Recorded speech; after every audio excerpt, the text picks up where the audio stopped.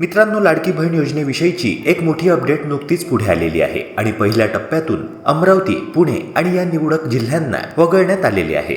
होय मित्रांनो, उपमुख्यमंत्री एकनाथ शिंदे यांनी याबाबतची सर्वात मोठी अपडेट दिली आहे. कालच पहिल्या, दुसऱ्या आणि तिसऱ्या टप्प्यातील जिल्हे महायुती सरकारने जाहीर केले होते. जानेवारी महिन्याचा हप्ता म्हणजेच मुख्यमंत्री माझी लाडकी बहीण योजनेचा 7वा हप्ता एकत्रितरित्या सगळ्या जिल्ह्यांना एकाच वेळी देणे शक्य नसल्या कारणाने महाराष्ट्रातील जिल्ह्यांची विभागणी 3 गटांमध्ये करण्यात आली होती. पहिल्या टप्प्यातील जिल्ह्यांना सर्वप्रथम योजनेचा निधी मिळणार होता. या जिल्ह्यांतील महिलांना सर्वप्रथम त्यांच्या बँक खात्यामध्ये जानेवारी महिन्याचा हप्ता मिळणार होता.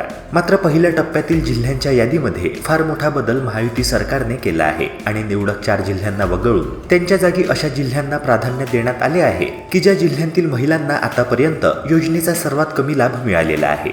मित्रांनो, काल महायुती सरकारने पहिल्या टप्प्यातील जिल्ह्यांची जी निवड केली होती त्यामध्ये 4 प्रमुख बदल आहेत. पहिल्या टप्प्यातील जिल्ह्यांमधून पुणे, अमरावती, वर्धा आणि भंडारा या जिल्ह्यांना वगळण्यात आले आहे आणि त्यांच्या जागी सांगली, सोलापूर, उस्मानाबाद आणि लातूर या 4 जिल्ह्यांची निवड करण्यात आलेली आहे. तेव्हा मित्रांनो, आता सुधारित पहिल्या टप्प्यातील जिल्ह्यांची यादी मी तुम्हाला वाचून दाखवतो. यामध्ये सांगली, सोलापूर, उस्मानाबाद, लातूर, नागपूर, चंद्रपूर, गडचिरोली, नाशिक, अहमदनगर आणि रायगड या जिल्ह्यांचा समावेश आहे.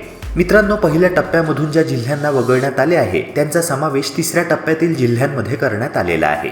26 जानेवारीपर्यंत लाडक्या बहिणींच्या बँक खात्यामध्ये जानेवारी महिन्याचा हप्ता 1500 रुपये जमा होणार आहेत. मात्र हे पैसे जमा होण्यास आजपासूनच सुरुवात होणार आहे. सर्वप्रथम पहिल्या टप्प्यातील जिल्ह्यांना निधीचे हस्तांतरण होणार आहे. त्यानंतर दुसऱ्या टप्प्यातील जिल्ह्यांना आणि मग त्यानंतर तिसऱ्या टप्प्यातील जिल्ह्यांना सर्वात शेवटी जानेवारीचा हप्ता मिळणार आहे. तसेच मित्रांनो, महिला व बाल कल्याण मंत्री आदिती तटकरे यांनी एक मोठे वक्तव्य करत राज्यभरातील सर्वांचे लक्ष वेधून घेतले आहे. त्या म्हणाल्या की अर्जांची पडताळणी करून अपात्र लाडक्या बहिणींचे पैसे परत आम्ही घेणार आहोत. मित्रांनो, त्यांच्या या वक्तव्यावर तुमचे काय मत आहे? कमेंट सेक्शनद्वारे नक्की कळवा.